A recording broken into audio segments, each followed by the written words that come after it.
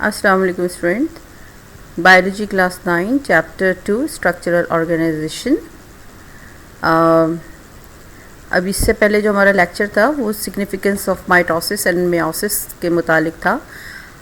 अभी इसी का पार्ट 2 है कि अब हम पढ़ेंगे कि what are the differences between prokaryotic and eukaryotic cell.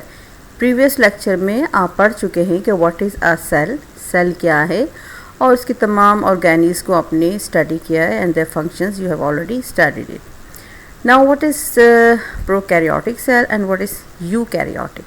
Carrion आपको पहले भी पता है कि what is karyon. Karyon mean nucleus and pro mean होता है इब्तदाई, शुरुआत। तो फिर प्रोकैरियोटिक सेल्स मीन ऐसा सेल जिसके अंदर न्यूक्लियस बिल्कुल इब्तदाई न्यूक्लियस हो, बाकायदा कोई न्यूक्लियस ना हो, बिल्कुल न्यूक्लियस जैसी कोई चीज़ हो but not a permanent nucleus. And eukaryotic cells mean कि डेवलप्ड न्यूक्लियस। तो इसी दोनों हवाले से इन दोनों सेल्स के दरमियान बहुत डिफरेंसेस पाए जाते हैं काफ़ी। तो वही हम स्टडी करेंगे इस लेक्चर में कि सबसे पहले साइज़ पे आ जाइए। चूँकि ये प्रोकैरियोट्स हैं तो ये छोटे साइज़ के सेल्स होते हैं, they are very smaller in size, और इनका डायमीटर 0.5 से लेके 10 नैनोमीटर। नैनोमीटर सबसे स्मॉलेस्ट यूनिट ऑफ मेजरमेंट है, तो 0.5 से 10 नैनोमीटर डायमीटर में होते हैं। और जबकि यूकैरियोटिक सेल्स जो कि डेवलप्ड सेल्स होते हैं वो 10 to 100 नैनोमीटर इनका डायमीटर होता है, ये बड़े साइज़ के होते हैं। अच्छा, दूसरा फ़र्क ये है कि न्यूक्लियर मेम्ब्रेन, चूँकि प्रोकैरियोट्स में न्यूक्लियस बाकायदा नहीं पाया जाता तो इनके अंदर न्यूक्लियर मेम्ब्रेन भी नहीं होती। न्यूक्लियर मेम्ब्रेन किसको कवर करेगा? न्यूक्लियस को। चूँकि नहीं है nucleus, do not have the nucleus, so there is no nuclear membrane in prokaryotes. While in eukaryotic एक बाकायदा न्यूक्लियस मौजूद होता है यूकैरियोटिक सेल्स में, तो double layered nuclear membrane is found in eukaryotic cells. There is a well defined nucleus found in eukaryotic cells, so they have a distinct nucleus. Next is membrane bound structures. Prokaryotes में ये जो membrane bound structures जैसे बड़े गोल्जाई complex, mitochondria, endoplasm reticulum, ये सारे membrane bound structures होते हैं जो आप पहले पढ़ चुके हैं। तो ये सब प्रोकैरियोटिक सेल्स में नहीं होता।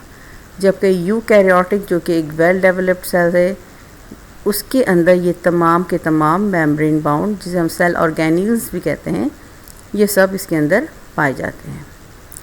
राइबोसोम्स प्रोकैरियोट्स के अंदर छोटे साइज़ के स्मॉलर साइज़ राइबोसोम्स पाए जाते हैं जो कि सेल के साइटोप्लाज्म में फ्रीली फैले हुए होते हैं, स्कैटर्ड, बिखरे हुए होते हैं। और यूकैरियोटिक सेल्स के अंदर जो राइबोसोम्स है एंडोप्लाज्मिक रेटिकुलम के ऊपर पाया जाता है और साइटोप्लाज्म भी पाया जाता है।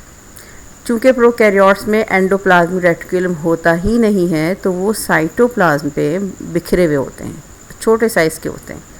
लेकिन यूकैरियोटिक में चूँकि मौजूद होता है endoplasmic reticulum, so they are found, ribosomes are larger in size and they are found on the endoplasmic reticulum और also freely scattered into the cell. Next is nucleoplasm. Nucleoplasm क्या होता है? The material inside the nucleus. तो जब prokaryotes में nucleus ही नहीं तो nucleoplasm भी नहीं पाया जाएगा, जबकि यूकैरियोट्स के अंदर न्यूक्लियोप्लाज्म मौजूद होता है because they have the nucleus.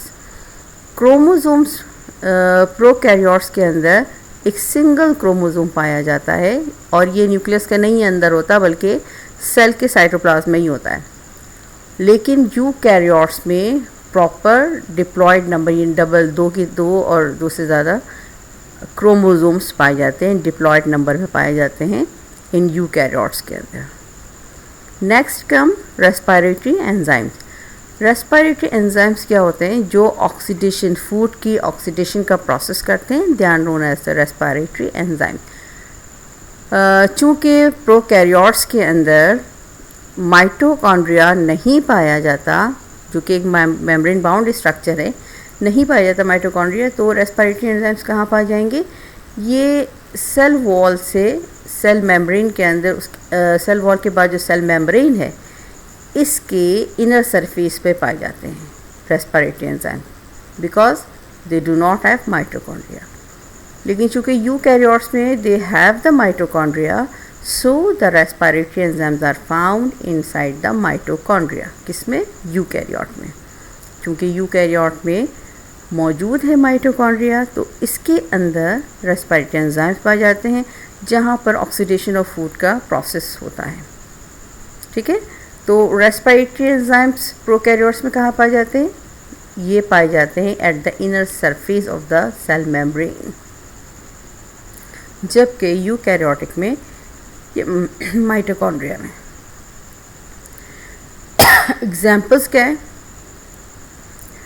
Prokaryotic example bacteria, cyanobacteria, ये प्रोकैरियोट के एग्जाम्पल्स हैं, जबकि यूकैरियोट के एग्जाम्पल्स हैं fungi, alga, higher animal and higher plants. These are the examples of prokaryotes and eukaryotes. उम्मीद है कि आपको ये लेक्चर समझ में आया होगा। इसको बार बार पढ़ें और इसके बाद जो थोड़े से मैं आपसे क्वेश्चंस कर रही हूँ जजमेंट के, उसके आंसर देने की कोशिश करें। तो पहला सवाल ये है, first question is what is the size of prokaryotic cell. Second is which cell do not have proper nucleus? Which cell do not have proper nucleus? Third, where the respiratory enzymes are found in prokaryotic cells? Fourth, where the ribosomes are found in prokaryotic cells? 5. Where the respiratory enzymes are found in eukaryotic cells? And where the ribosomes are found in prokaryotic cells? Okay? तो इस questions के, इन तमाम questions के जवाब देने की कोशिश करें, और अगर नहीं समझ में आ रहा दोबारा लेक्चर पे जाइए, सुनिए और इन तमाम डिफरेंसेस को याद करें और अच्छी तरह से समझने की कोशिश करें।